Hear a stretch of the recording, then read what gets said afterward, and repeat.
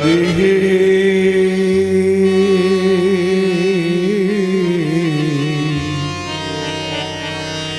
ओ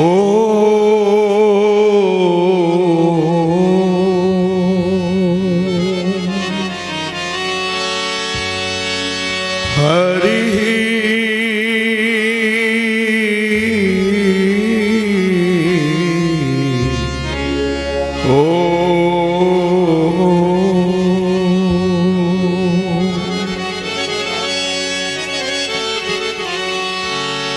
जटाटवी गलज्जल प्रवाह पावित स्थले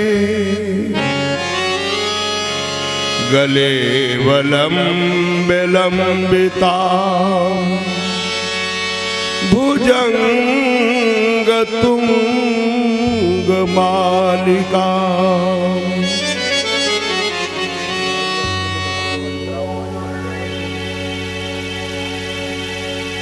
जटाटवी गलज्जल प्रवाह पावित स्थले गले वलंबिता भुजंग तुंग मालिका डम डम डम डम निनादव डमरवयम् चकार चंड तांडवम् तनोतु नः शिवः शिवम् जटाकटाः संभ्रम भ्रमन्निलिम्प निर्झरी विलोल वीचिवल्लरी विराजमान मूर्धनि धगद धगद धगद ज्वलल ललाट पट पावके किशोर चंद्रशेखरे रति प्रतिक्षणं मम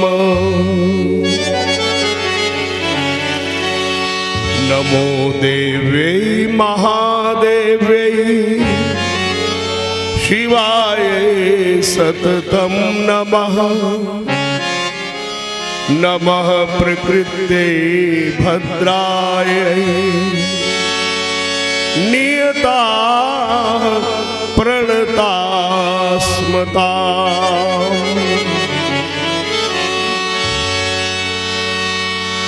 नारायणं नमस्कृत्य नरं चैव नरोत्तमं देवीं सरस्वतीं व्यासं ततो जयमुदीरये।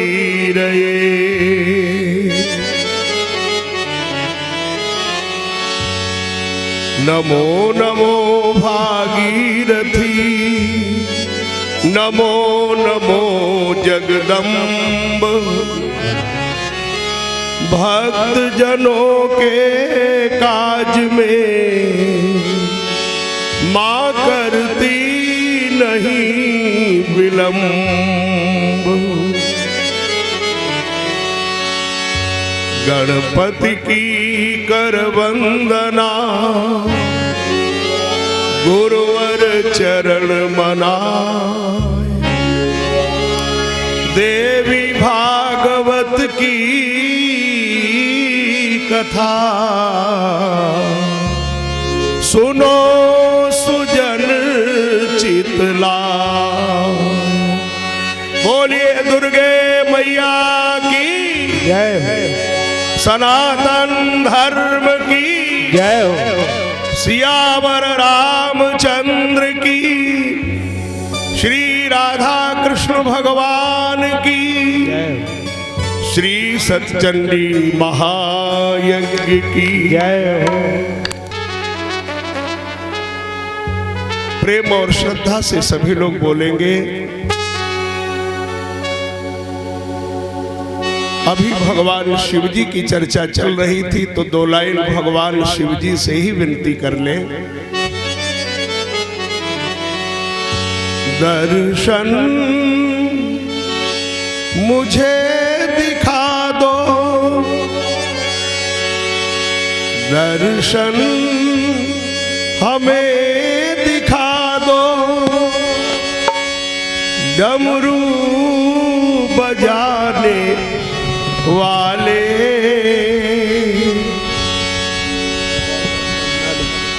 दर्शन हमें दिखा दो, डमरू बजाने वाले दर्शन हमें दिखा दो, डमरू बजाने वाले बिगड़ी मेरी बना दो, बिगड़ी बनाने वाले दर्शन हमें दिखा दो।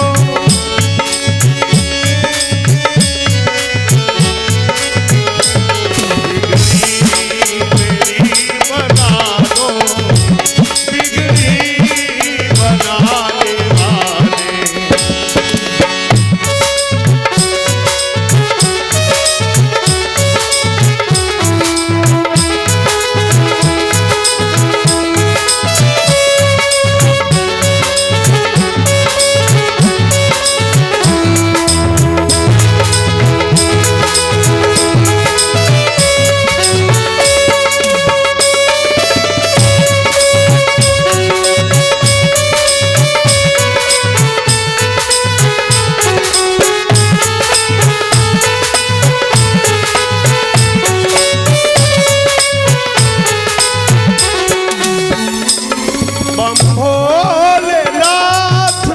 शंकर महिमा बड़ी निराली, बम भोलेनाथ महिमा बड़ी निराली, उसको निहाल करते जिस पे नजर है डाली।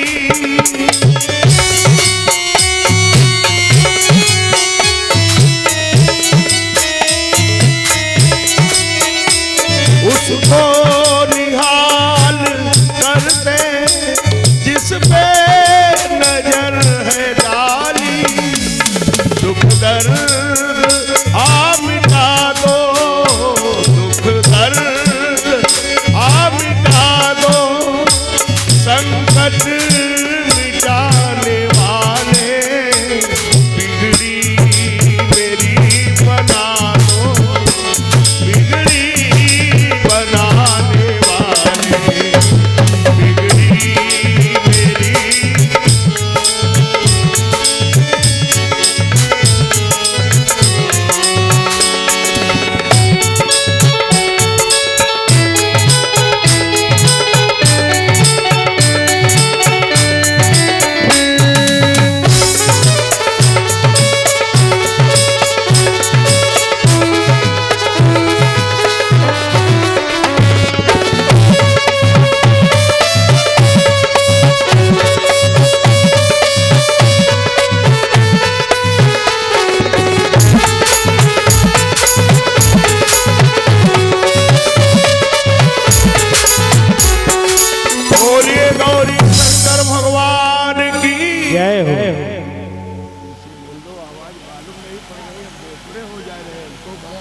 असुविधा हो रही है।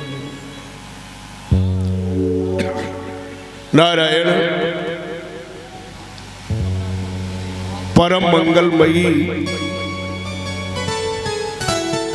श्रीमद् देवी भागवत महापुराणांतर्गत आप लोग बड़ी ही मंगलमयी चर्चा श्रवण कर रहे हैं।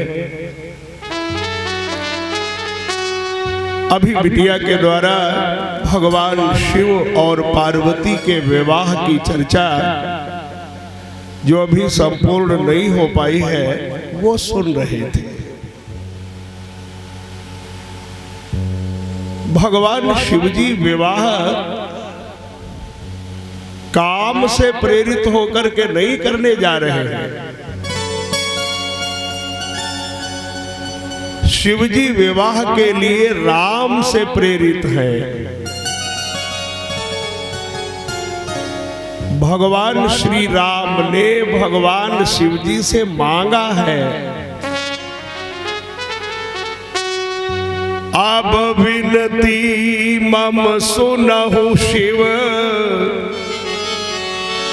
जो मो पर निज नेहु, जाय विवाह शैल जही, यहु मोहि मांगे देव। हम मांग रहे हैं आपसे,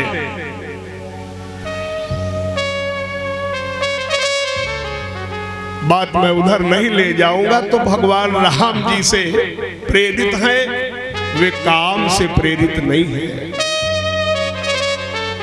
श्रीमद् देवी भागवत महापुराण अंतर्गत मैं कथा श्रवण करा रहा था।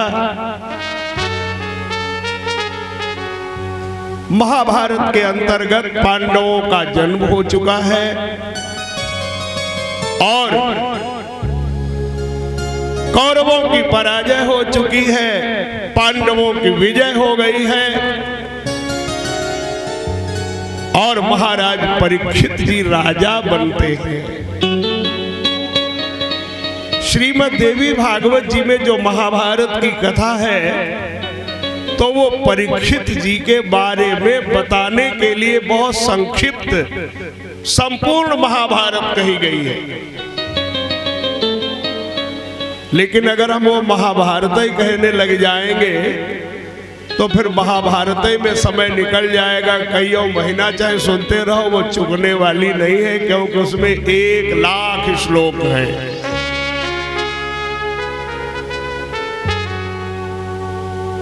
परीक्षित जी को शाप लगता है, बाकी जो कथा आप भागवत में सुनते हो वही कथा है सब।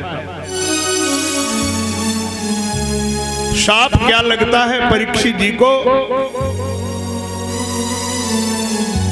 कि तक्षकः सप्तरात्रेण तम दशेत पाप पुरुषम, कि 7वें रोज मरना होगा परीक्षित को। और भैया मरना ये केवल परीक्षित जी की ही समस्या नहीं है। हम आप जितने भी संसार में हैं सबके सब परीक्षित हैं, क्योंकि सभी को 7 ही दिनों में मरना होगा।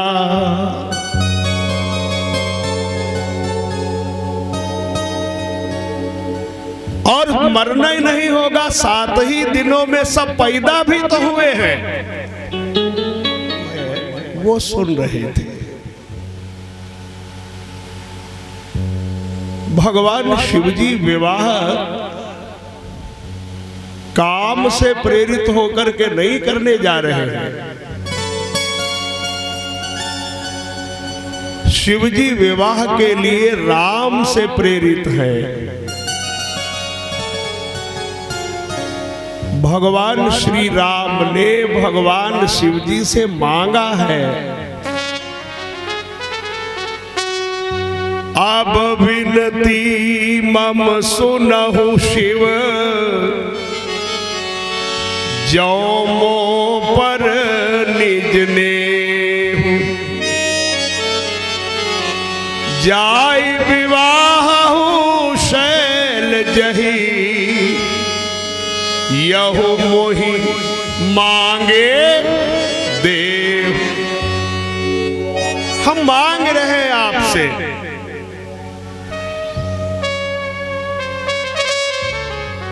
बात मैं उधर नहीं ले जाऊंगा। तो भगवान राम जी से प्रेरित हैं, वे काम से प्रेरित नहीं है। श्रीमद् देवी भागवत महापुराण अंतर्गत मैं कथा श्रवण करा रहा था। महाभारत के अंतर्गत पांडवों का जन्म हो चुका है और कौरवों की पराजय हो चुकी है, पांडवों की विजय हो गई है और महाराज परीक्षित जी राजा बनते हैं। श्रीमद् देवी भागवत जी में जो महाभारत की कथा है तो वो परीक्षित जी के बारे में बताने के लिए बहुत संक्षिप्त संपूर्ण महाभारत कही गई है। लेकिन अगर हम वो महाभारत ही कहने लग जाएंगे तो फिर महाभारत में समय निकल जाएगा, कईयों महीना चाहे सुनते रहो, वो चुकने वाली नहीं है, क्योंकि उसमें 1,00,000 श्लोक हैं।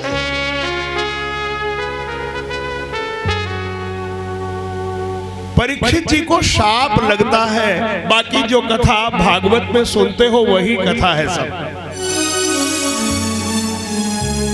शाप क्या लगता है परीक्षित जी को कि तक्षकः सप्तरात्रेण तम दशेत पाप पुरुषम, कि साथ में रोज मरना होगा परीक्षित को। और भैया मरना ये केवल परीक्षित जी की ही समस्या नहीं है, हम आप जितने भी संसार में हैं सबके सब परीक्षित हैं, क्योंकि सभी को 7 ही दिनों में मरना होगा।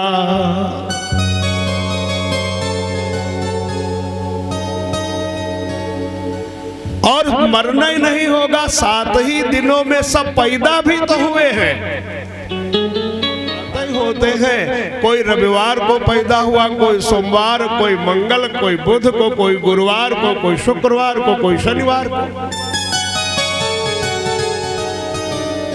एक विनोदपूर्ण बात बताऊं, एक गुरुजी पाठशाला में पढ़ाए रहे थे, बच्चों से पूछने लगे, बेटा तुम किस दिन पैदा भय? लड़का बोला गुरुजी सोमवार। दूसरे से पूछा तुम, वही ने कहा हम मंगल। तीसरे से पूछा तुम, वही ने कहा हम बुध। जब सब विद्यार्थी बताए चुके तो उन्हीं में से एक लड़का खड़ा हो गया और कहने लगा, गुरुजी क्षमा करना, आप किस दिन पैदा हुए थे? आप किस दिन पैदा हुए थे? और आप किस दिन पैदा हुए थे? संयोग से गुरुजी का जन्म इतवार के दिन हुआ था, गुरुजी को पता भी था। गुरुजी ने कह दिया, बेटा हम तो इतवार को पैदा भये थे। सब लड़के ताली बजाने लगे, बोले गुरुजी इतवार को तो छुट्टी रहती है, स्कूल ही बंद रहता है, उस दिन आप कैसे पैदा हो गए? बोलो सियावर रामचंद्र की। लेकिन ये तो बच्चों की विनोदपूर्ण बातें हैं। जीवन की सच्चाई यही है कि सब 7 ही दिनों में पैदा हुए हैं और 7 ही दिनों में दुनिया से जाएंगे भी। दुनिया में अगर सबसे ज्यादा घबराहट है किसी चीज से तो काहे से है?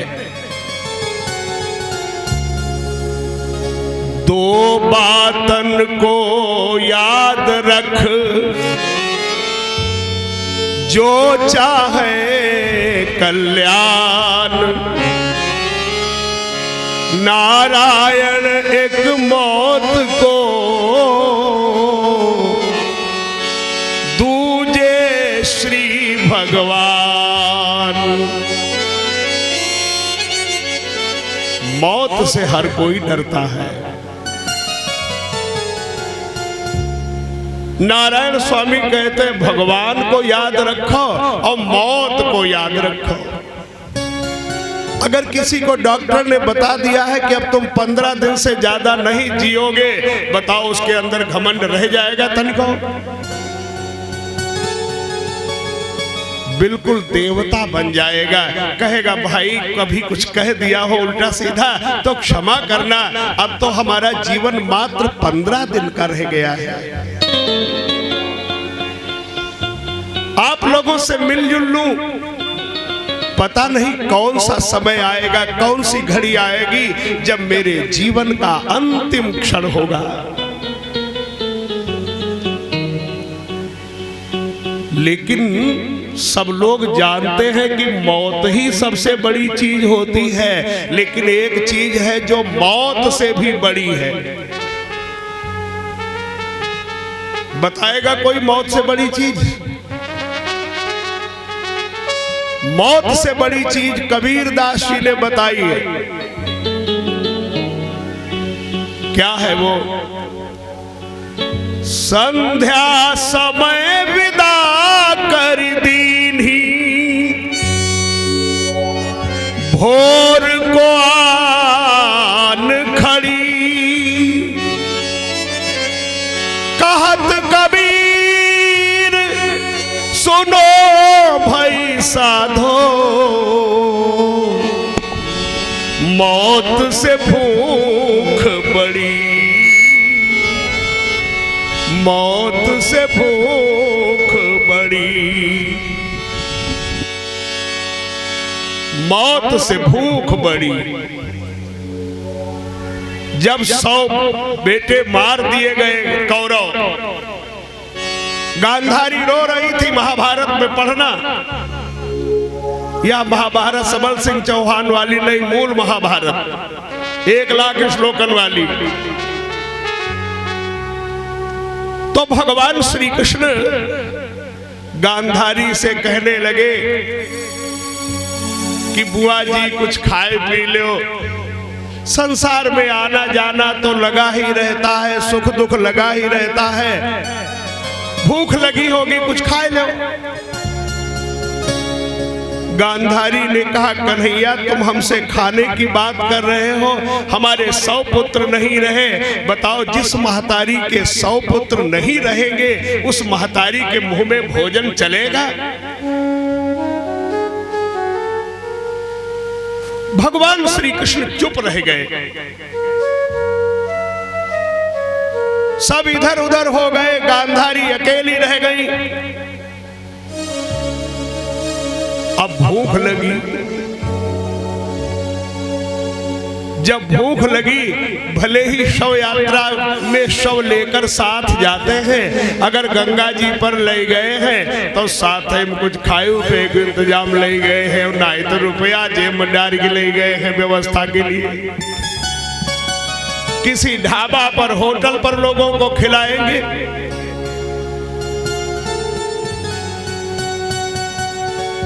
तो गांधारी को भूख लगी, गांधारी ने इधर उधर देखा कुछ खाने के लिए मिल जाए। तो गांधारी ने क्या देखा, एक बेरी खड़ी है, बेर, और उसमें बड़े बढ़िया बढ़िया बेर लगे हैं। गांधारी ने उन बेरों को पाना चाहा, लेकिन हाथ से एक बेर उनको हाथ नहीं लगे। अब गांधारी ने सोचा अब क्या करें, भूख बहुत जोर लग रही है और बेर एक मिल नहीं रहे हैं। तो गांधारी ने अपने पुत्रों के शव लाए के रखने शुरू कर दिए और उन पुत्रों की लाश पर चढ़ के बेर तोड़ लिया। और बेर तोड़ के मुख में रख लिया। और जो ही गांधारी ने बेर मुख में रखा त्यों ही कन्हैया आए गए। बोलो कृष्णचंद्र भगवान की। श्री कृष्ण जी ने कहा माता आप तो कह रही थी मुंह में कैसे भोजन चलेगा, और आपने तो अपने बेटों की लाश पर चढ़ के बेर तोड़ लिया। अब यह क्या किया? तो गांधारी का वचन है। गांधारी भगवान श्री कृष्ण से कहती है कि वासुदेव जरा कष्टम हे गोविंद, जीवन में सबसे बड़ा कष्ट है बुढ़ापा। बुढ़ापा का हाल बड़ा बेढंगा हो जाता है। एक महात्मा तो कह रहे थे, जब बढ़ जाए आपा तो जानो आओ बुढ़ापा। बुढ़ापा में शरीर तो काम नहीं करता, इंद्रियां तो शिथिल हो जाती हैं, लेकिन बुढ़ापा में एक चीज ज्यादा काम करने लगती है, और वो जो ज्यादा काम करने लगती है वही का नाम है जीभ। जबान ज्यादा चलती है। बूढ़े लोग अगर घर में सुख से रहना चाहते हो तो 3 बातें अपने जीवन में नोट कर लो, जिंदगी मौज से बीतेगी।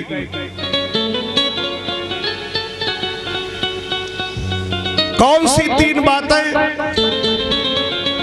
बुढ़ापा का हाल तो जानते हो आप, क्या होता बुढ़ापा?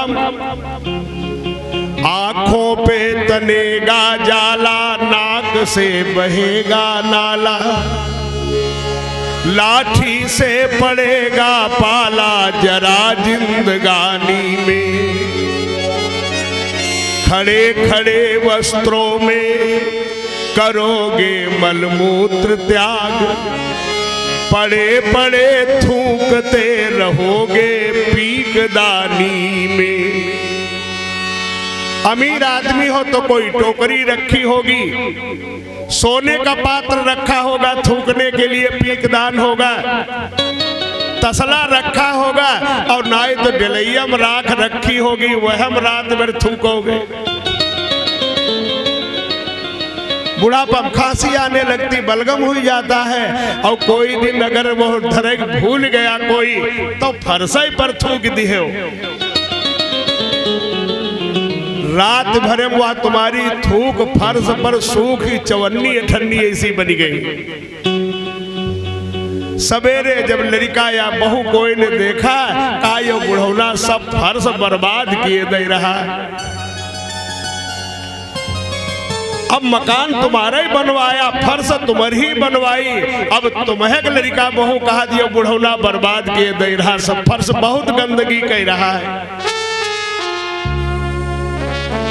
तो भक्ति क्या करोगे जब शक्ति ना रहेगी तब? राम नाम बोलिए अभी से जिंदगानी में। छोड़ दीजिए सारा परिवार और धन धाम, करिए भजन भगवान का जवानी में। संत कहते इसीलिए न घबराओ न घर छोड़ो, न घबराओ न घर छोड़ो, करम कर जिंदगानी में। न घबराओ न घर छोड़ो, भजन कर जिंदगानी में। न घबराओ न घर छोड़ो, करम कर जिंदगानी में। न घबराओ न घर छोड़ो, भजन कर जिंदगानी में। न घबराओ न घर छोड़ो, भजन कर जिंदगानी में। रहो दुनिया में तुम जैसे, रहो दुनिया में तुम जैसे, कमल रहता है पानी में। रहो दुनिया में तुम जैसे, कमल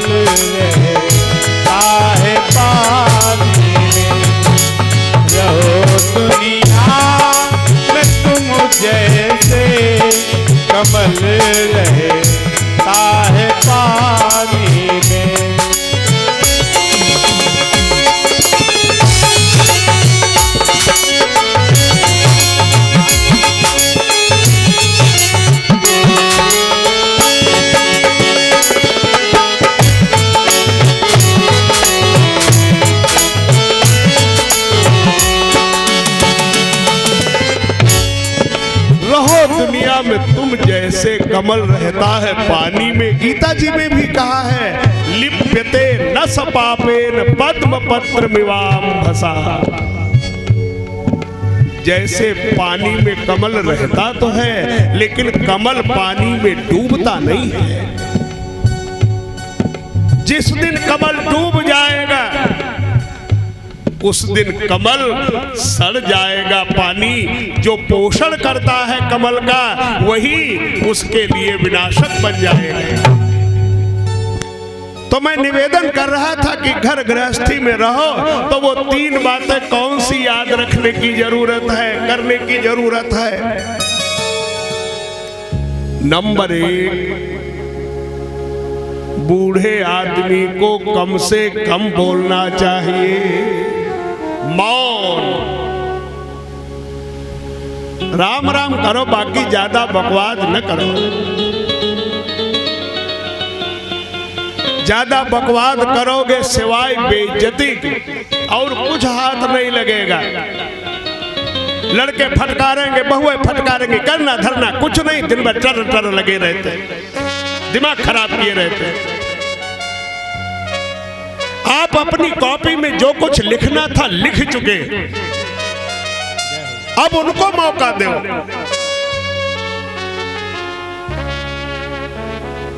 तो भैया अगर उनको मौका नहीं दोगे,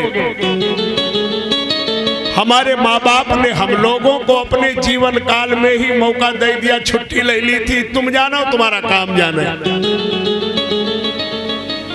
और हम छुट्टी लिए हैं।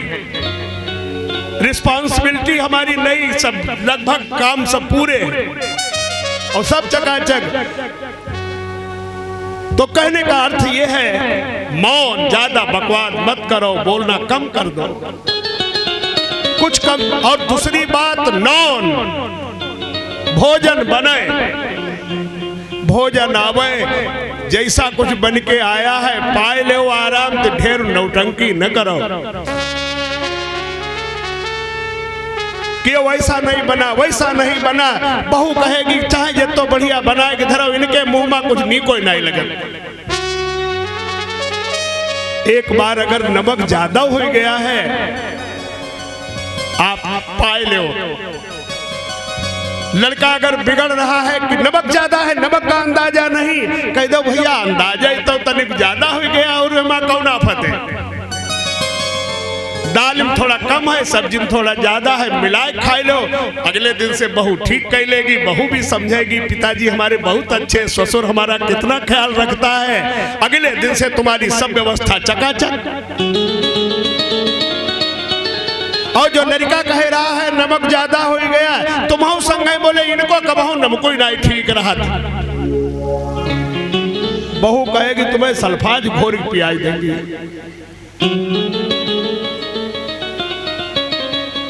तो भैया मौन, और नंबर 2 नॉन, और नंबर 3 कौन। ढेर टोका टाकी न करो, लड़का कहाँ कब जा रहा कब आ रहा है, ठीक है तुम अपने राम राम करो। ज्यादा कहोगे, पूछोगे भैया कहाँ जा रहे हो, कहा ले हम जा रहे, टोक दिया। तुम्हारी व्यवस्था चकाचक रहा है, तुम बाकी टोका टाकी न करो। अगर 3 चीजें जीवन में आपने लागू कर ली, बताओ जीवन सुखमय रहेगा कि नहीं रहेगा।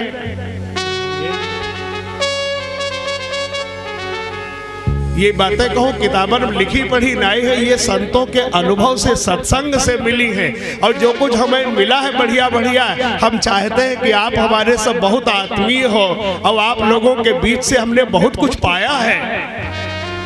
तो जो कुछ बढ़िया बढ़िया हमको मिला है वो बढ़िया बढ़िया हम आपको दें, तो उसको अगर आप अपने जीवन में लागू करोगे तो लाभ होगा। मैं निवेदन कर रहा था कि जीवन का परम सत्य यही है, हर एक को मरना होगा।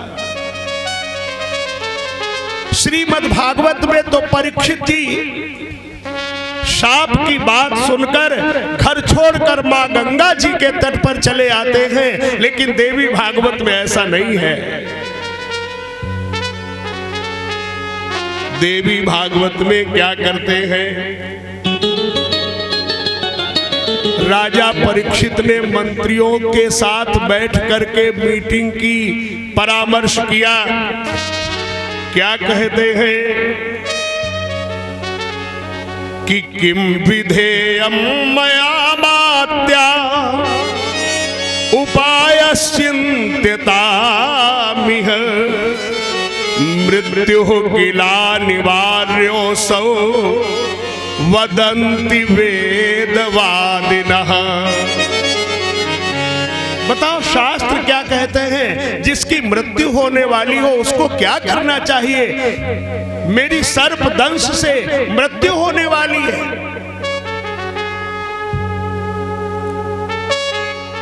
तो कहा गया कि इसके लिए 3 उपाय हैं। कहा वो 3 उपाय क्या हैं? कहा वो 3 उपाय हैं मणि, मंत्र और औषधि। कहा तक्षक डसेगा, सांप डसेगा, सांप के डसने से बचने का 3 उपाय है, 3 रास्ता है, मणि, मंत्र और औषधि। महाभारत में कथा आती है, बभ्रुवाहन ने अर्जुन को भी मार डाला था, उनका भी सिर काट लिया था और मणि के द्वारा फिर अर्जुन को पुनर्जीवित किया गया था। तो मणि के द्वारा और मंत्र के द्वारा और औषधि के द्वारा जीवन प्राप्त किया जा सकता है, मृत्यु के संकट से बचा जा सकता है। रामायण में भी लिखा है कि मंत्र महामणि विषय व्याल के, मंत्र महामणि विषय व्याल के, मंत्र महामणि।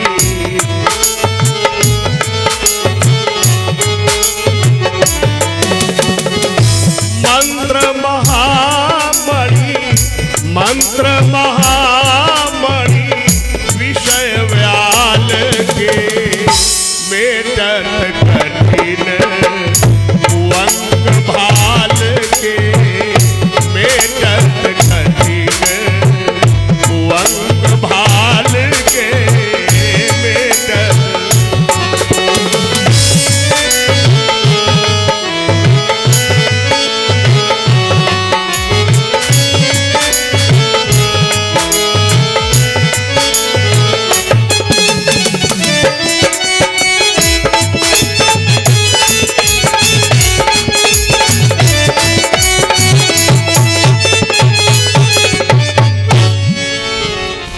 मणि, मंत्र और औषधि के द्वारा सब कुछ हो सकता है। तो भैया इस संदर्भ में मंत्रियों ने एक कथा भी सुनाई दी राजा परीक्षित को।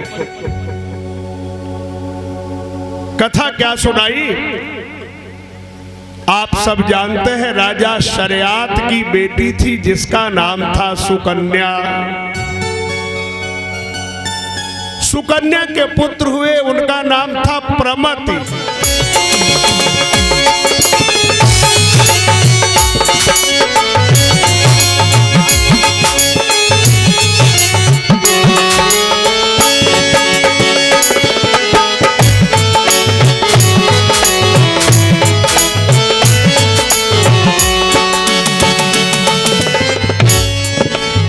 दुनिया में तुम जैसे कमल रहता है पानी में, गीता जी में भी कहा है लिप्यते न सपापेन पद्म पत्र मिवाम भसा। जैसे पानी में कमल रहता तो है, लेकिन कमल पानी में डूबता नहीं है। जिस दिन कमल डूब जाएगा उस दिन कमल सड़ जाएगा। पानी जो पोषण करता है कमल का, वही उसके लिए विनाशक बन जाएगा। तो मैं निवेदन कर रहा था कि घर गृहस्थी में रहो तो वो 3 बातें कौन सी याद रखने की जरूरत है, करने की जरूरत है। नंबर 1, बूढ़े आदमी को कम से कम बोलना चाहिए। मौन। राम राम करो, बाकी ज्यादा बकवास न करो। ज्यादा बकवास करोगे सिवाय बेइज्जती के और कुछ हाथ नहीं लगेगा। लड़के फटकारेंगे, बहुएं फटकारेंगे, करना धरना कुछ नहीं, दिन भर टर टर लगे रहते, दिमाग खराब किए रहते। आप अपनी कॉपी में जो कुछ लिखना था लिख चुके, अब उनको मौका दो।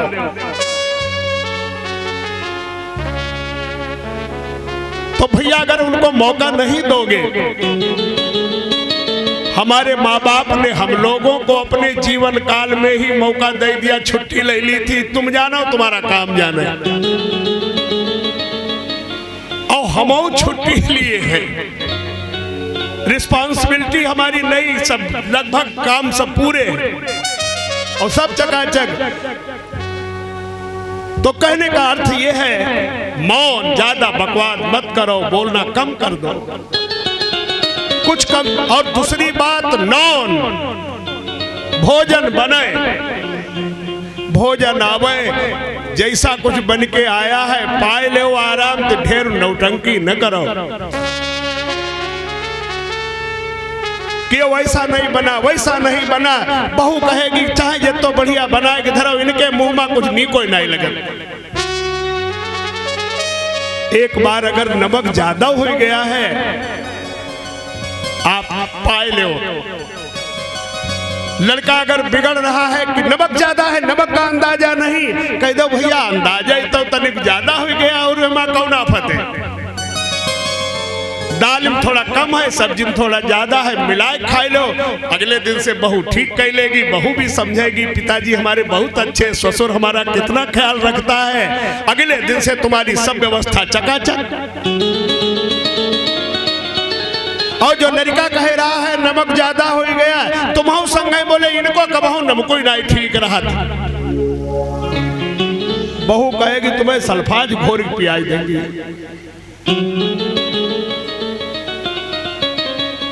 तो भैया मौन, और नंबर 2 नॉन, और नंबर 3 कौन। ढेर टोका टाकी न करो, लड़का कहाँ कब जा रहा, कब आ रहा है, ठीक है तुम अपने राम राम करो। ज्यादा कहोगे, पूछोगे भैया कहाँ जा रहे हो, कहा ले हम जा रहे, टोक दिया। तुम्हारी व्यवस्था चकाचक रहा है, तुम बाकी टोका टाकी न करो। अगर 3 चीजें जीवन में आपने लागू कर ली, बताओ जीवन सुखमय रहेगा कि नहीं रहेगा।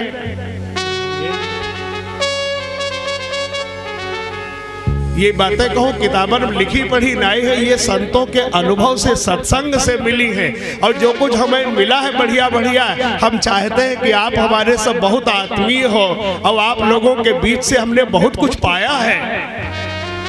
तो जो कुछ बढ़िया बढ़िया हमको मिला है, वो बढ़िया बढ़िया हम आपको दें, तो उसको अगर आप अपने जीवन में लागू करोगे तो लाभ होगा। मैं निवेदन कर रहा था कि जीवन का परम सत्य यही है, हर एक को मरना होगा। श्रीमद् भागवत में तो परीक्षित जी शाप की बात सुनकर घर छोड़कर मां गंगा जी के तट पर चले आते हैं, लेकिन देवी भागवत में ऐसा नहीं है। देवी भागवत में क्या करते हैं, राजा परीक्षित ने मंत्रियों के साथ बैठ करके मीटिंग की, परामर्श किया। क्या कहते हैं कि किम विधेयं मया मात्या उपायश्चिन्त्यतामिह मृत्युः किला निवार्योऽसौ वदन्ति वेदवादिनः। बताओ शास्त्र क्या कहते हैं, जिसकी मृत्यु होने वाली हो उसको क्या करना चाहिए। मेरी सर्पदंश से मृत्यु होने वाली है,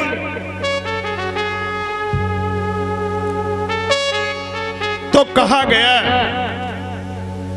कि इसके लिए 3 उपाय हैं।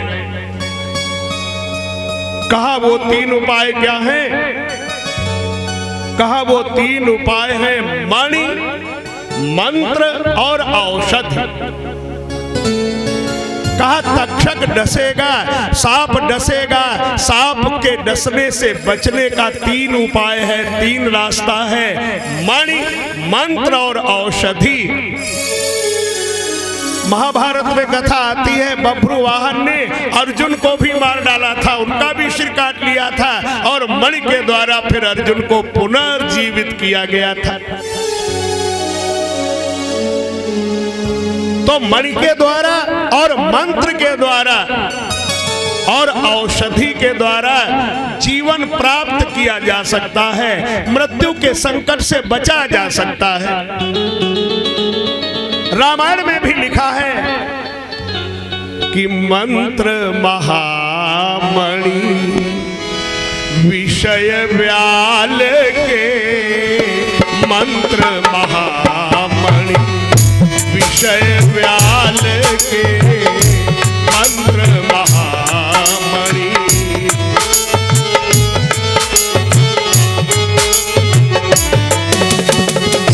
मंत्र महामणि, मंत्र महामणि विषय व्याल के, मेटत कठिन कुअंग भाल के, मेटत कठिन कुअंग भाल के, मेटत।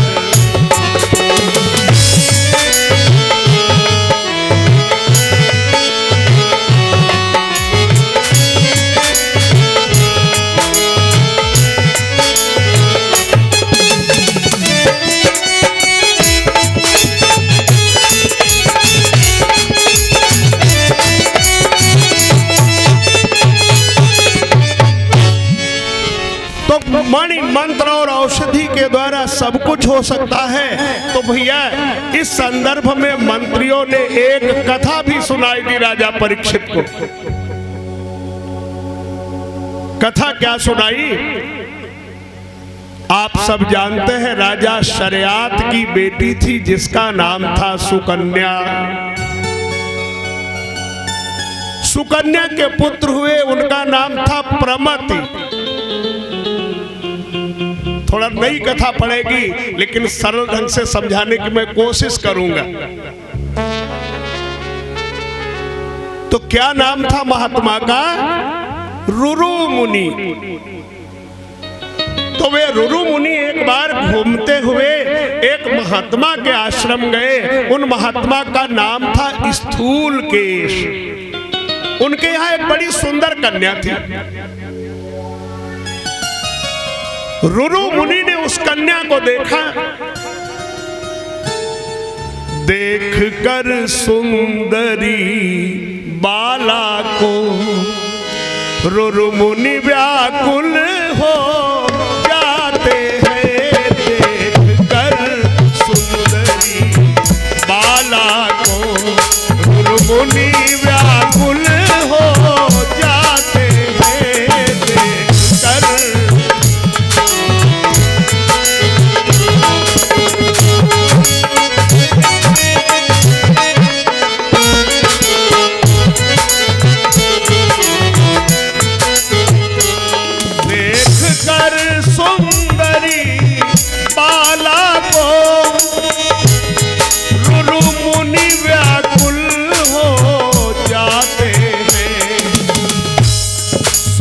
का मन जान महर्षि प्रमति, सुत का मन जान महर्षि प्रमति, स्थूल केश घर आते हैं। सुत का मन जान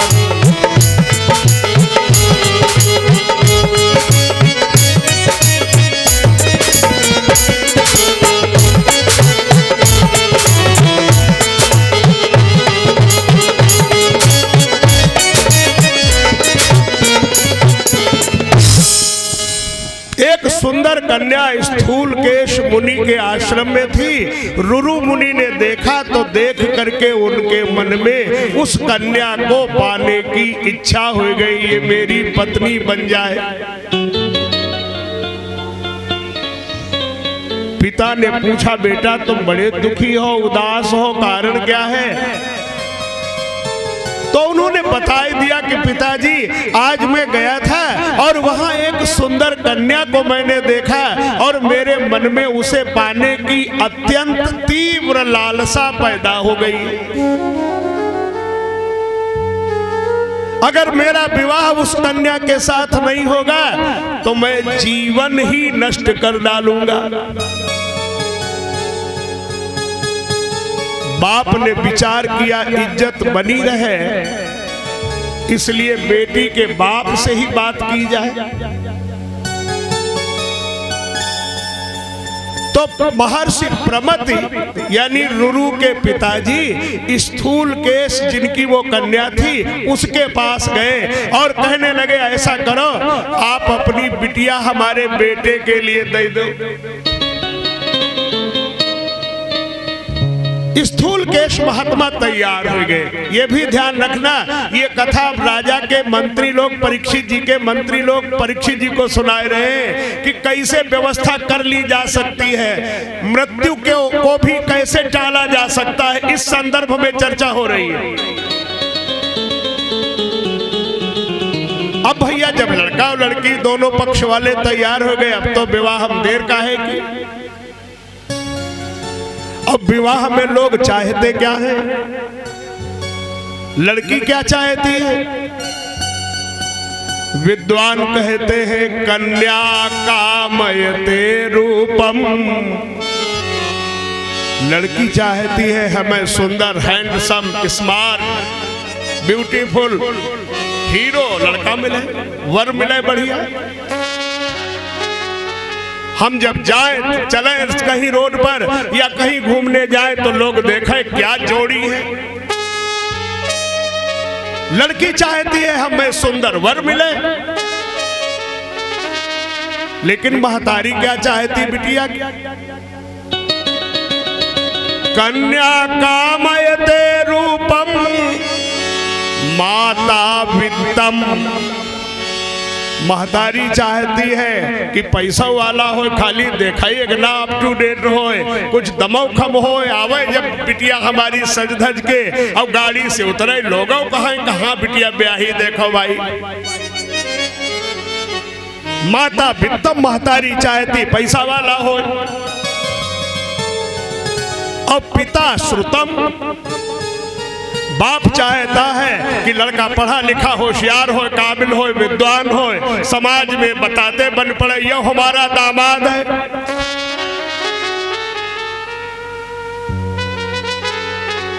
और परिवार के लोग क्या चाहते हैं? बांधवाः कुलमिच्छन्ति। घर परिवार के लोग चाहते कुल बढ़िया हो, श्रेष्ठ परिवार खानदान हो, बिटिया ब्याह जहाँ हो, हम बतावत बन पड़े हमारी भतीजी वही परिवार में ब्याही है। और मिष्ठान्नम इतरे जना, बाकी लोग चाहते बारात बढ़िया खाए पे बने, जलवा कटे, और का है जौन लेन देन लड़का वाले जाने लड़की वाले जाने।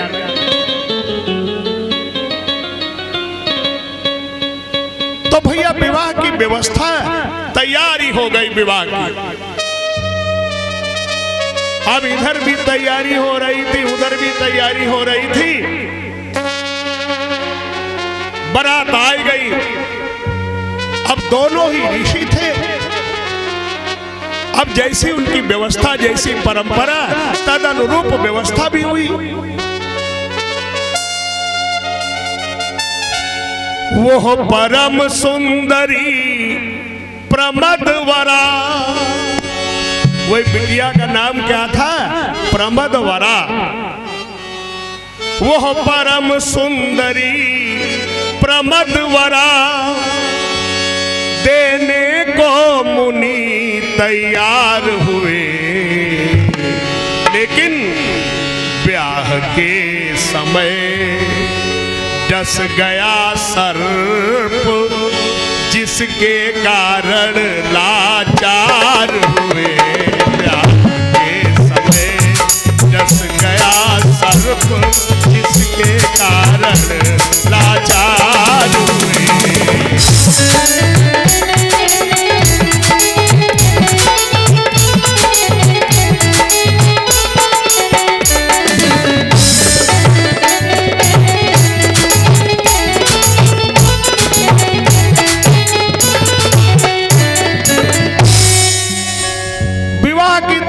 हो रही थी भैया, द्वार चार की व्यवस्था हुई गई थी और वो लड़की किसी काम से आंगन में निकली और तब तक वहीं किसी सांप ने उस लड़की को ही डस लिया और वो लड़की प्रमदवरा मर गई।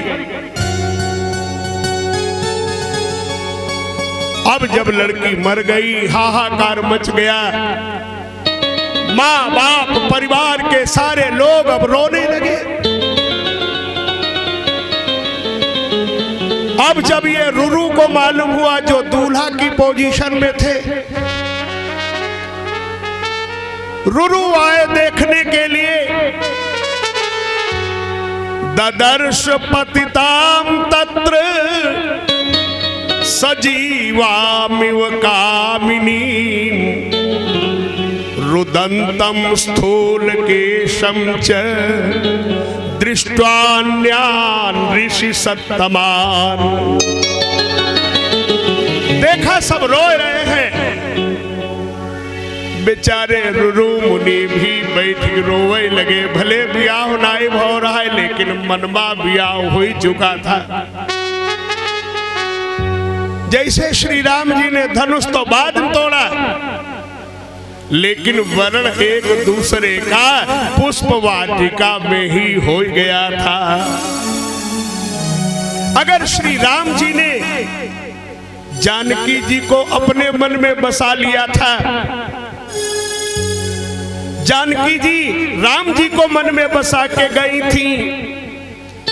जाने कठिन शिव चाप विसूर, जाने कठिन शिव चाप विसूर।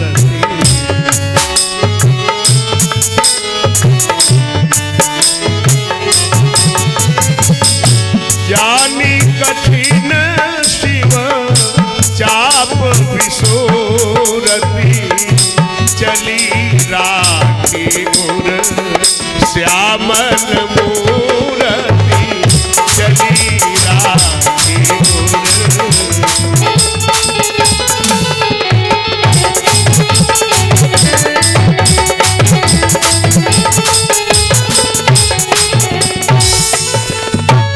जानकी जी श्री राम जी को अपने हृदय में बसाए के गई, लेकिन भगवान श्री राम भी क्या करते हैं, परम प्रेम में मृदु मस्कीनी, चारु चेत भीति लिख लीनी। एक दूसरे को मन में बसा लिए हैं। और भैया तन उतना महत्वपूर्ण नहीं होता जितना कि मन संबंधों में महत्वपूर्ण होता है। अगर किसी से मन मिला है तो भले ही वो 500 कोस दूर है, वो आपके करीब में है। दूरस्थोपि समीपस्थः यो यस्य मन स्थितः। तो जो मन से स्थित है, मन में जो बसा हुआ है, वो 400-500 कोस दूर वाला भी वो नगीचे है। अब आजकल तो कहने क्या, लगाओ फोन, कैसे हैं आप, वीडियो कॉलिंग करो, देख लो क्या कह रहे हैं। लेकिन समीपस्थोपि दूरस्थः, दीवाल है, पड़ोस रह के भी दूरी है, ऐसे मानो सैकड़ों कोस दूरी है। किससे? जिससे मन मिला नहीं होता। तो जो मन से मिला हुआ है वो दूर रह करके भी समीप है, और जिससे मन नहीं मिला वो समीप होते हुए भी दूर है। रुरु मुनि का भी विवाह भले ही नहीं हो पाया था, लेकिन विवाह होने वाला था। मन ही मन मान चुके थे कि अब मेरी हो ही गई वो। बेचारे रुरु मुनि रोने लगे, रो रो करके, बहुत बुरा हाल था। भाई रो वाली बात ही हुई गई, सोचे के संग हो जाए तो रोई है, नहीं रोई है।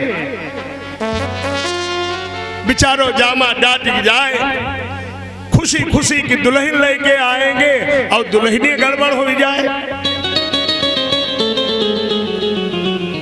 रोने लगे रुरु मुनि। तो जब उन्होंने देखा अपनी प्रिया को कि मेरी प्रिया मर गई, नहीं रही, अब मैं जीवन जीकर क्या करूंगा, मर जाऊंगा। फिर मन में विचार किया कि मरने से तो कुछ बनेगा नहीं, क्या होगा फायदा मरने से। मरने से तो मेरी प्रिया जीवित नहीं हो जाएगी, मेरी प्रियतमा मुझे मिल तो नहीं जाएगी। किसी समस्या का समाधान मरना नहीं है। लोग जरा जरा सी बात पर मरने के लिए तैयार हो जाते हैं। मरना भी आसान नहीं है। एक आदमी घर में झगड़ा हुआ, दुल्हन से बोला ज्यादा कराओगी हम जीव खो देंगे। रोज रोज वो यही कहता रहा। एक दिन दुल्हन उताए ताव आ गया, उसने कहा तो जीव खोई काहे नहीं दे। वही ने कहा पूरी सब्जी बनाए दो, हम मरने जा रहे हैं, पूरी सब्जी बनाए दो। दुल्हन ने कहा जब मरने जा रहे हो तो पूरी सब्जी का करोगे। कहा हम रेलवे लाइन की पटरी पर जाके पौड़ेंगे और तनिके में गाड़ी लेट भई तो का भूखे न मरेंगे तब तक।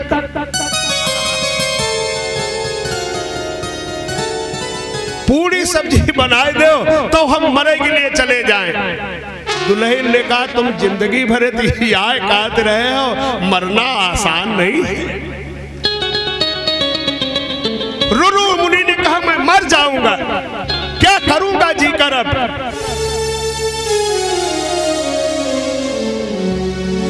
आखिर उन्होंने फिर, ऋषि थे, तपस्या की थी, उन्होंने हाथ में जल लिया और क्या बोले, यन्मया सुकृतम किंचित कृतम देवार्चनादिकम गुरवः पूजिता भक्त्या हुतम जप्तम तपः कृतम। मैंने जीवन में अगर कोई पुण्य किया हो, धर्म किया हो, जप किया हो, तप किया हो, दान किया हो, तो उस जप तप दान और पुण्य के प्रभाव से मेरी प्रिया जीवित हो जाए। आकाशवाणी हुई कि अब उसकी तो आयु शेष नहीं रही है। रुरु मुनि ने कहा फिर भी मुझे उसे जीवित करना है। तो पुनः आकाशवाणी हुई अगर आप उसे जीवित करना ही चाहते हैं तो आप अपनी संकल्प करके आधी आयु दे दीजिए और वो जीवित हो जाएगी। जाना जब मरण प्रियतमा का, मन में व्याकुलता छाई है।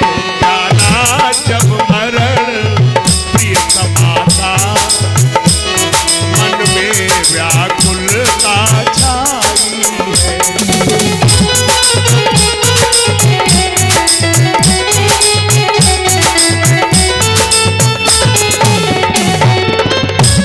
जाना जब मरण प्रियतमा का, मन में व्याकुलता छाई है।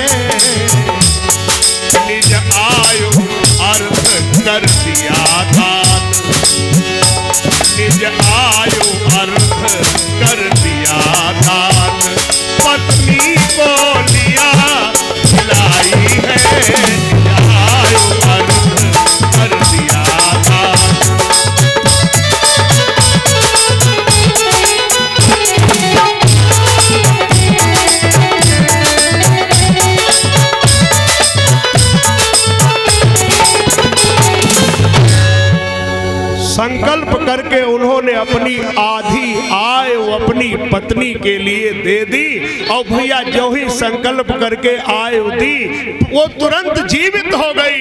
बोलिए जगदम्बे मैया की। रुरु मुनि ने यह भी कहा कि अगर मैंने भगवती की उपासना की हो, जगदम्बा की कृपा हुई हो मुझ पर कुछ भी, तो मेरी प्रिया जीवित हो जाए, और वो जीवित हो गई। ऐसे वो रुरु मुनि तब विवाह किए और सानंद अपने स्थान को गए। राजा परीक्षित से यही बात सेवकों ने कही। कहा महाराज जैसे रुरु मुनि की पत्नी मर गई थी प्रमदवरा, और उन्होंने अपनी आधी आयु दे करके अपने पुण्य के बल से उसे जीवित कर लिया था, तो आपके लिए भी 7वें दिन मरने का जो शाप लगा है तो उपाय कर सकते हैं आप, और मृत्यु को भी टाल सकते हैं।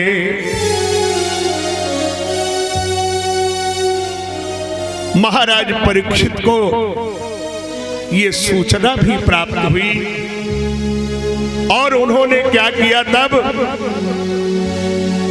कारयित्वाथ प्रासादम सप्तभूमिकमुत्तमम् आरुरोहोत्तरासूनुः सचिवैः सह तत्क्षणम्। राजा ने एक 7 मंजिला भवन बनवाया और 7 मंजिल की छत पर अपने के लिए अलग एक स्पेशल रूम, उसमें रहने की व्यवस्था कर ली।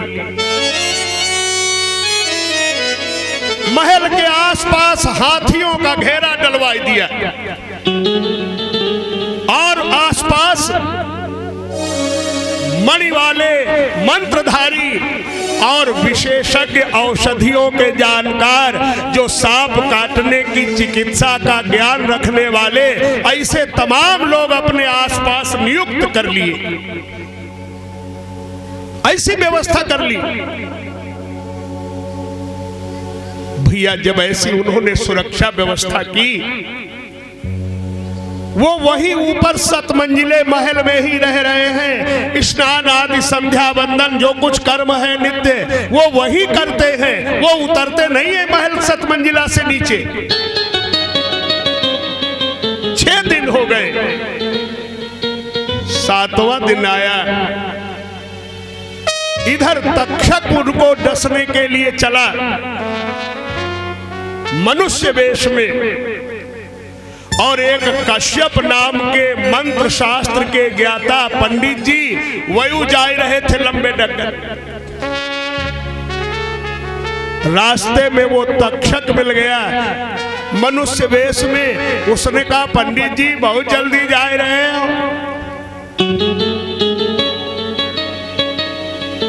पंडित जी ने कहा हम जा रहे हैं, आज राजा परीक्षित को सर्प डसने वाला है, और वो सर्प अगर डसेगा तो हम उन्हें तुरंत जिंदा कर देंगे, हमारा नाम भी होगा और हमको धन भी मिलेगा। तक्षक ने कहा तुम जिंदा कर दोगे? कश्यप ने कहा बिल्कुल जिंदा कर देंगे। तक्षक वो कहने लगा वो तक्षक तो हम ही हैं, और हम जिसे डसे तुम्हारी औकात नहीं, तुम जिंदा कर दो, परीक्षा हो जाए।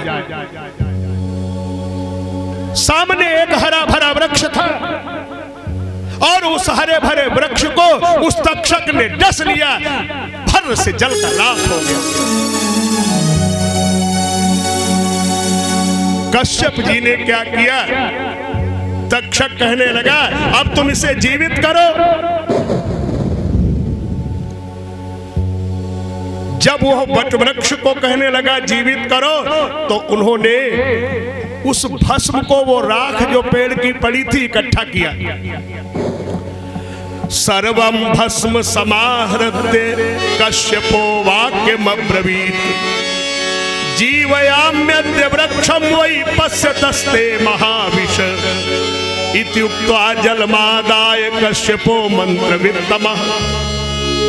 भैया कश्यप ऋषि ने वो राख एकत्रित की और उन्होंने मंत्र पढ़ करके जल छिड़का, और जो ही जल छिड़का पेड़ वैसे फिर से हरा भरा हो गया। बोलिए जगदम्बे मैया की जय हो। जब भैया पेड़ हरा भरा हो गया, तक्षक जान गया यो पंडित ऐसा वैसा नहीं है, यो खड़िया पलटन वाला पंडित नहीं है, कुछ जानकार है। ब्राह्मण को शक्तिवान होना चाहिए, तपस्वी होना चाहिए। आज कल ब्राह्मण जनेऊ ही नहीं पहिरत। हम अब एक 20 विश्वा के ब्राह्मण उनके यहाँ कथा कहे गए, तो वो बड़ी विश्वन की बातें करते करते खपड़ी पिरवाए हमारी, हमें ढेर बकवास पसंद नहीं। लेकिन हमने देखा उनके लड़का पोता कोई जनेऊ नहीं पहिरे, और मास्टर लड़का मास्टर पोता मास्टर। हम कहन वाजपेयी जी इनको जनेऊ वनेऊ नहीं करे रहा कहा, तुम डायरेक्ट ब्याह ही करे हो। अरे कहीं पंडित जी पहिरता ही नहीं लड़का। तो हमने कहा फिर कैसे तुम्हारे विश्वा का विश्वा है, तुमने कुछ शास्त्र पढ़ा है कि 3 दिन तक अगर गायत्री मंत्र का जप नहीं करता ब्राह्मण, तो ब्राह्मण में और शूद्र में कोई अंतर नहीं है। न गायत्री समो मंत्रो, गायत्री से बढ़कर के कोई मंत्र नहीं, न कुछ हो सके। 5 बार 21 बार 11 बार कम से कम गायत्री मंत्र जरूर जपो। तपबल विप्र सदा बरियारा, तपस्या के द्वारा ही ब्राह्मण श्रेष्ठ हुआ है।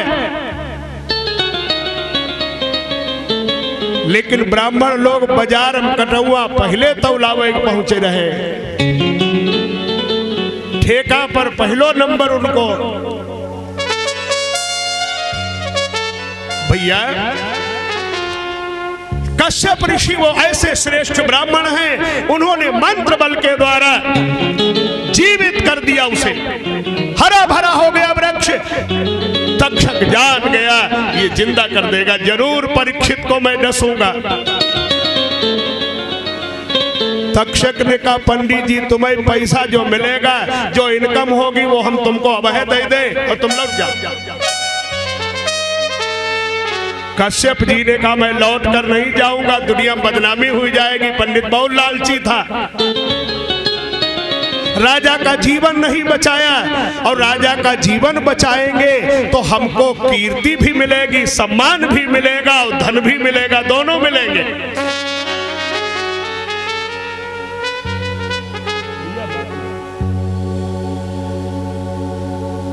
तक्षक ने ऐसा लालच दिया लेकिन वो नहीं तैयार हुए। आखिर कश्यप ऋषि ने योग बल के द्वारा राजा का भाग्य देखा, राजा की आयु देखी, जान गए राजा की आयु तो समाप्त हो गई। हम अगर जिंदा भी कर देंगे तो जब आयु नहीं रही तो जिंदा रहेगा कैसे। इसलिए वो तक्षक से धन लेकर कश्यप जी वापस लौट गए। जब भैया कश्यप जी वापस लौट गए, इधर तक्षक आया ब्राह्मण वेश बनाए हुए, कुछ साधु के वेश में आकर पहुंचा। वहां द्वार पर सेवकों ने कहा आजकल तो महाराज किसी से मिलते ही नहीं, कल आइएगा आप, कल भेंट कर सकते हैं। और अंग्रेजी में कहावत है कि टुमारो विल नेवर कम, कल कभी होता ही नहीं है। कल कहते कहते पूरी जिंदगी निकल जाती है और आलसी आदमी को यह सहारा है। कहता है आज करे सो काल ही कर, काल ही करे सो परसों, इतनी जल्दी कौन पड़ी है, अभी पड़े हैं बरसों। आलसी आदमी अब तो गैस सिलेंडर घर घर आए गए, ना तो चूल्हा पर चाय बन रही। दुल्हन ने कहा कुल्ला की है मंजन की है, कहीं है नहीं ले आओ डाबर लाल दंत मंजन। हो नहीं मंजन मंगवाइन नाय की मंजन गदरिया पर हो नहीं ऐसे कह रहे मंजन थूके हटके थोड़ो कहूँ गए हो नहीं चूल्हे में थूकी नहीं। हम देखे ना आखिर ऐसे कर्म वाले लोगन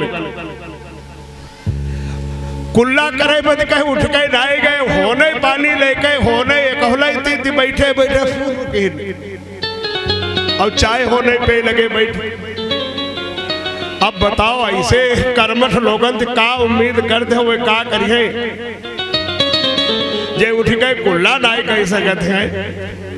कोई कोई कान पर जनेऊ चढ़ाए और दतूर मुहमा दबाए दोपहर लौटा लो से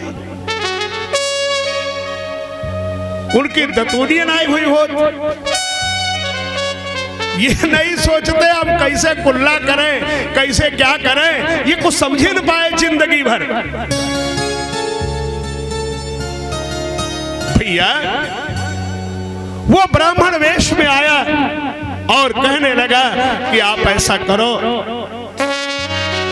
कि हम राजा से तो नहीं मिल सकते लेकिन हमारे पास कुछ प्रसाद है। क्या राजा के पास तक प्रसाद पहुंच सकता है? हाँ हाँ आप प्रसाद दे सकते हैं। प्रसाद दे दिया राजा के लिए कुछ फल फूल और मंत्रियों ने वो प्रसाद राजा परीक्षित जो 7 मंजिला पर भवन में थे सुरक्षित जगह पर थे वहां पर वो प्रसाद पहुंचा दिया।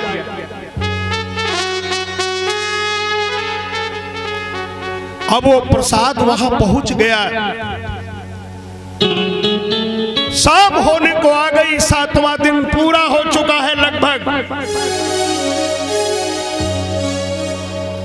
परीक्षित जी मन में विचार करते हैं कि अब तो शाम होने को आ गई है, अब मेरा भला तक्षक क्या बिगाड़ेगा। और तब उसी समय महाराज परीक्षित वो जो महात्मा लोग साधु लोग दे गए थे फल फूल प्रसाद के रूप में, उन्होंने वो फल फूल संभाला और मंत्रियों से भी बोले कि सुहृदो भक्षयन्तो फलानि तानि सर्वशः आद्म्यहं चैकमय तद्वै फलम विप्रार्पितम महत्। ले ये फल खूब खाओ सब लोग। और एक बड़ा वाला फल राजा ने अपने लिए ले लिया कि ये बड़ा वाला फल हम खाएंगे। और उस फल को विदारितम फलम राज्ञा तत्र कृमिरभूदणु, उन्होंने उस फल को फोड़ा और जब भैया फल को फोड़ा तो उसमें एक छोटा सा अणु मात्र का कीड़ा दिखाई पड़ा, बहुत नन्हा सा, जो सूक्ष्मदर्शी से स्पष्ट रूप से दिखे इतना छोटा कीड़ा था। लेकिन था कैसा? सकृष्ण नयनः ताम्रो दृष्टो भूपतिना स्वयं, वो काला काला था और तांबे के रंग का था। उस कीड़े को उन्होंने देखा, उस फल में सूर्य भगवान अस्ताचल की ओर है और उन्होंने कहा अरे अब मेरा कौन क्या बिगाड़ेगा, ये कीड़ा हमको मारेगा। और उन्होंने अपने आप ही अस्तंयाते दीवाना थे धृतः कंठेथ कीटकः, वो नन्हा सा कीड़ा उन्होंने अपने गले पर रख लिया और जो ही गले पर रखा वो कीड़ा तक्षकस्तु तदा जातः काल रूपी भयानकः, वो बहुत विशाल कीड़ा हो गया और तत्काल उसने डस लिया और परीक्षित जी भस्म हो गए। इसका मतलब ये है कि काल पर किसी का जोर नहीं चलता। इस कलयुग में भी ज्यादा दिन की घटना नहीं है, 4-6 वर्ष ही हुए हैं। एक व्यक्ति के पास इतना पैसा था तो उसने विचार किया कि मैं मरने से बच जाऊं, ऐसी व्यवस्था करूंगा। तो मरने से बचने के लिए उसने 5 आदमी खरीदे और उन 5 आदमियों को खरीदा वो इसके लिए कि जब मेरे अंग में किसी अंग में खराबी आ जाएगी तो वो अपना अंग निकलवा देंगे। अगर किडनी खराब हो जाएगी तो किडनी दे देंगे, आंख खराब हो जाएगी तो आंख दे देंगे, ब्लड कम पड़ेगा तो ब्लड निकलवाए देंगे। ऐसे 5 आदमी उसने परमानेंट नौकर रखे थे, अपने साथ ही रखता था। और 5 बहुत अनुभवी डॉक्टर वो रखता था। सवेरे से उसके नाश्ते के लिए, जलपान के लिए, भोजन के लिए जो भी व्यवस्था की जाती थी वो डॉक्टर लोग पहले चेक करते थे, उसके बाद उसको दिया जाता था। इतनी सुरक्षा व्यवस्था में, और रोज उसका चेकअप किया जाता था कि कहीं कोई अंग गड़बड़ तो नहीं कर रहे हैं। लेकिन भैया वो डॉक्टर बने ही रहे, अंगदान, अंग देने वाले सेवा में लगे ही रहे साथ में। लेकिन 50-52 साल की ही उम्र में उसे मर जाना पड़ा। कोई उसे ताकत दुनिया की बचा नहीं पाई। उसका नाम भी शायद आपने सुना हो, जो ज्यादा अध्ययन करते हैं। उसका नाम था माइकल जैक्सन। वो बहुत बड़ा डांसर था तो काला, लेकिन उसने अपनी सर्जरी कराई थी और वो काले से गोरा बन गया था।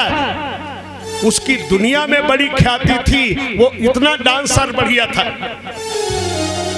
पैसा इतना था उसके पास। लेकिन भैया मौत पर जोर नहीं चला और उस माइकल जैक्सन को मर जाना पड़ा। मेरे कहने का मतलब यह है कि काल पर किसी का जोर नहीं चलता, कोई कितना भी कुछ करे। जब महाराज परीक्षित उस सर्प के डसने से भस्म हो गए, महाराज जन्मेजय अभी अबोध है। मंत्रियों ने राज्य संभाला है, बालक राजपुत्र को बिठाया गया राज सिंहासन पर। राजकुमारी वपुष्टमा के साथ में जन्मेजय का विवाह हुआ। ये जन्मेजय 4 भाई थे। एक बार ऐसा हुआ कि ये यज्ञ कर रहे थे और यज्ञशाला के पास में एक कुत्ता जाके बैठा था थोड़ी दूरी पर। एक भाई ने कुत्ता को डंडा मारा, वो कुत्ता रोता हुआ अपनी महतारी के पास गया। उस कुतिया का नाम था शर्मा, महाभारत में पढ़ रहा है। तो उस कुत्ते ने कहा, मां मुझको मारा। मां ने कहा, बेटा तुमने कुछ अशुद्धि की होगी, वहां तुमने कोई पात्र स्पर्श किया होगा या तुमने कहीं कुछ चाटा होगा, सूंघा होगा, इसलिए तुमको दंड मिला है। उस कुत्ते ने कहा, मां हमने कुछ नहीं किया था, हम अगर कुछ किए होते तो दंड मिलता तो कोई बात नहीं। उस कुतिया ने शाप दे दिया जन्मेजय के लिए कि तुमने बिना कारण, बिना अपराध मेरे बेटे को मारा है, तुम्हारे ऊपर बहुत बड़ी विपत्ति आ जाएगी।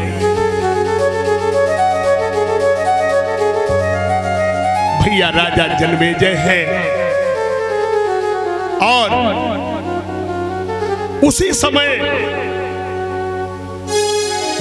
फिर एक ऋषि आ गए और उन ऋषि ने, जिनके साथ भी सर्पों ने कुछ अपकार किया था, तो उन्होंने राजा जन्मेजय को प्रेरित किया और कहा कि तुम सर्प यज्ञ करो। तुम्हारे पिता को सांप ने काट लिया था, सांप के काटने से मृत्यु हुई और ये मुनि कोई और नहीं थे, वही रुरु मुनि जिनकी पत्नी को सांप ने काट लिया था, मर गई थी। उन्होंने कहा हम अपनी आयु दे के वो तो हम अपनी तपस्या के बल पर जिया लिए, नहीं तो सांपों ने तो हमारा सब सत्यानाश कर दिया था। राजा जन्मेजय के लिए कह दिया तुम यज्ञ करो। जन्मेजय राजा ने मंत्रियों से पूछा कि मेरे पिता की मृत्यु तो ब्राह्मण के शाप से हुई थी। महात्मा ने कहा अगर ब्राह्मण शाप से मृत्यु हुई थी तो तक्षक ने कश्यप ऋषि को धन देकर के काहे लौटा दिया था? अगर तक्षक का कोई मतलब नहीं था। अब तो भैया राजा जन्मेजय फिर यज्ञ करते हैं और उस सर्प यज्ञ में तमाम सर्प वो भस्म होने लगे। तक्षक का भी आवाहन किया गया, लेकिन तक्षक वो इंद्र की शरण में चला गया और जाकर इंद्र की शरण में वो इंद्र के पास गया और कहा मेरी रक्षा करो। इंद्र ने कहा तुम हमारे सिंहासन के पाए में लिपट जाओ। इधर यज्ञ चल रहा था और जब कहा कि अभी तक्षक नहीं आया तो इंद्र समेत आवाहन किया गया तक्षक के लिए। चल दिया वो सिंहासन। तब तक एक मुनि कुमार आ गया और उसने कहा राजन ये यज्ञ यहीं रोक दो। और वो सर्प यज्ञ उसके कहने से बंद कर दिया गया। उस मुनि का नाम था आस्तिक मुनि। ऋषियों ने पूछा ये आस्तिक ये काहे को सर्प यज्ञ बंद कराने आया था? तो श्री सूत जी ने बताया कि ये जो सर्प यज्ञ में सर्प भस्म हुए थे इनको अपनी महतारी कद्रू का शाप लगा था। और ये जो आस्तिक है तो यह नाग कन्या का ही बेटा था। एक महात्मा थे जिनका नाम था जरत्कारु। बस 2 मिनट की कथा सुन के फिर विश्राम दे दूंगा, आरती करवाऊंगा। तो वो जरत्कारु ऋषि एक बार गए तो उन्होंने क्या देखा कि कुछ लोग नीचे को सिर किए और ऊपर को पांव लटके हुए हैं पेड़ों में। थे जरत्कारु ऋषि, उन ऋषि का नाम था जरत्कारु। थे जरत्कारु ऋषि बैरागी, पर गर्त पूर्वज लटकाए, गर्त पूर्वज लटकाए। जरत्कारु ऋषि बैरागी, पर गर्त पूर्वज लटकाए।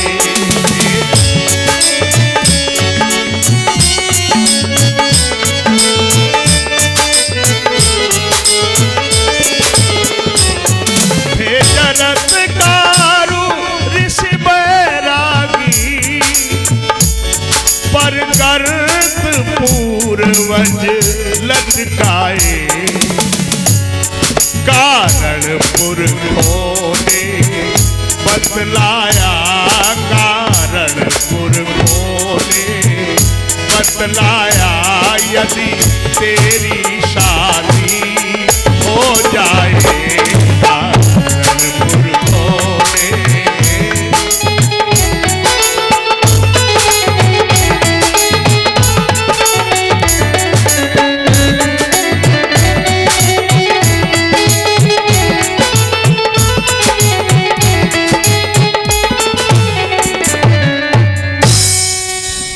पुरखों ने भैया जरत्कारु मुनि से कहा, जब जरत्कारु पूछे आप लोग उल्टा उल्टा काहे लटके हो, कौन हो? तो उन्होंने कहा हम सब तुम्हारे पुरखा हैं।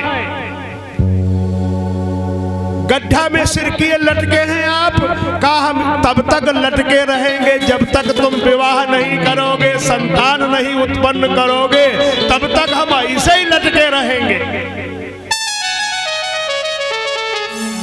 जरत्कारु मुनि ने कहा अच्छा हम विवाह करेंगे, लेकिन जब हमारे नाम वाली दुल्हन मिलेगी तब हम विवाह करेंगे। यानी दुल्हनियों को नाम हो जरत्कारु। तो वासुकी नाग की बहन थी, उसका नाम था जरत्कारु। वो विवाह के लिए तैयार हुए और उन्होंने कहा हम विवाह तो करेंगे। तो विवाह के लिए बात आ गई। तो लेकिन जरत्कारु मुनि ने ये शर्त रखी कि हम विवाह करेंगे, लेकिन अगर हमारे विपरीत, हमारी इच्छा के विरुद्ध ये कभी कोई काम करेगी तो हम उसे तुरंत ही छोड़ देंगे।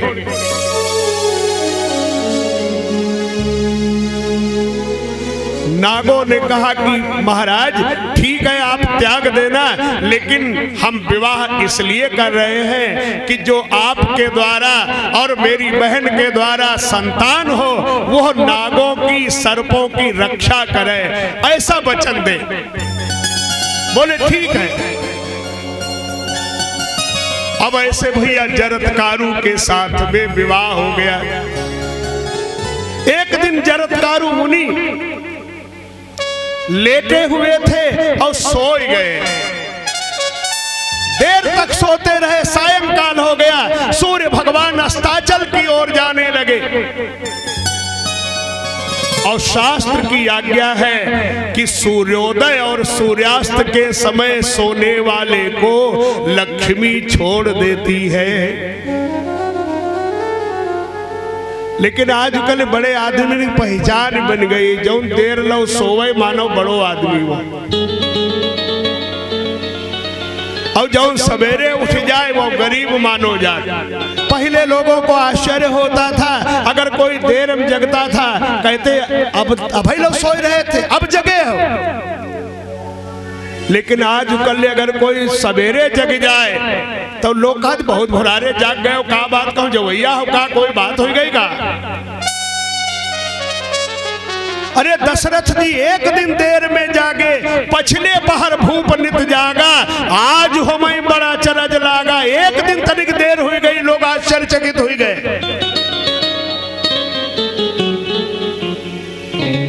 जरत्कारु ऋषि सो रहे हैं, पास में उनकी पत्नी जरत्कारु बैठी हुई है।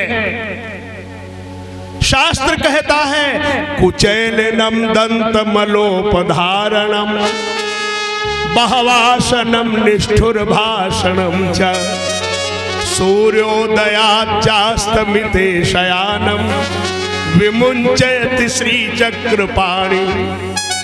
मैले कपड़े रखने वाले को साबुन भले न लगाओ, लेकिन कम से कम धोए डालो ताकि बदबू पसीना वगैरह की ना आवे। गंदे दांत रखने वाले को और बहुत ज्यादा भोजन करने वाले को और कड़वी बात हमेशा बोलने वाले को और सूर्योदय और सूर्यास्त के समय सोने वाले को लक्ष्मी छोड़ देती है। जरत्कारु ने विचार किया मैं धर्म पत्नी हूं और मेरे पति का धर्म से पतन हो जाए, मैं ये कभी नहीं होने दूंगी। शास्त्र ने हमारी माताओं बहनों को धर्म पत्नी कहा है। आज लोग घर के लोग कबहू धर्मपति नहीं कहे गए कोई धर्मपति, यही धर्म पत्नी। और आजकल तो और नया शब्द अंग्रेजी का वो लोग बोलते हैं। किसी के साथ में किसी की धर्म पत्नी हो और पूछ दे कोई हुई सी, तो पढ़ा लिखा व्यक्ति जवाब देता है सी इज माई वाइफ। और अंग्रेजी का वाइफ शब्द उर्दू के तवाइफ शब्द से बना है वाइफ। दुल्हन को जब वाइफ कह दिया, दुल्हनी पढ़ी लिखी थी, वहीने का रहा बच्चा तुम देखेंगे। आगे वो जा रही थी, तब तक उसकी कोई सहेली मिल गई, साथ में श्रीमान जी थे। उस सहेली ने पूछ दिया हु इज ही, उसने कह दिया ही इज माई हस्बैंड। अब आप सब जानते हो बता है बाजा, बिटिया के बाप ने खरीद करके बिटिया को बाजा भेंट में दे दिया। बिटिया हम तुम्हें दे रहे हो बाजा, जिंदगी भर बजाओ जाए, तुम जैसा चाहोगी वैसा बजेगा, चाहे एफएम सुनाओ चाहे बीबीसी लंदन सुनाओ, एफएम पर 24 घंटा बजेगा। लेकिन ये धर्म पत्नी है भैया। जरत्कारु ने जगा दिया। जरत्कारु मुनि जाग करके संध्या वंदन करते हैं, लेकिन उन्होंने उसे कहा जाओ तुम चली जाओ अपने घर, अब मैं तुम्हें नहीं रख सकता। कहा आपने वचन दिया था मेरे भाई को संतान होगी, वो सर्प वंश की रक्षा करेगी। जरत्कारु मुनि ने कह दिया अस्ति इति, वही बालक हुआ जो आस्तिक नाम वाला हुआ, और उसी आस्तिक ने राजा जन्मेजय का सर्प यज्ञ बंद करवाया। बोलिए यज्ञ नारायण भगवान की जय हो। राजा जन्मेजय ने महाभारत की कथा सुनी। वह सम्पायन मुनि जो व्यास जी के शिष्य थे, लेकिन उनको शांति नहीं मिली। फिर श्रीमद् देवी भागवत की कथा व्यास जी ने स्वयं राजा जन्मेजय को सुनाई है। इसी के साथ इस समय कथा को विराम देंगे, समय तो अधिक हो गया। भगवान का भगवती का नाम लो, फिर आरती हो। दुर्गा रानी की जय, महारानी की जय।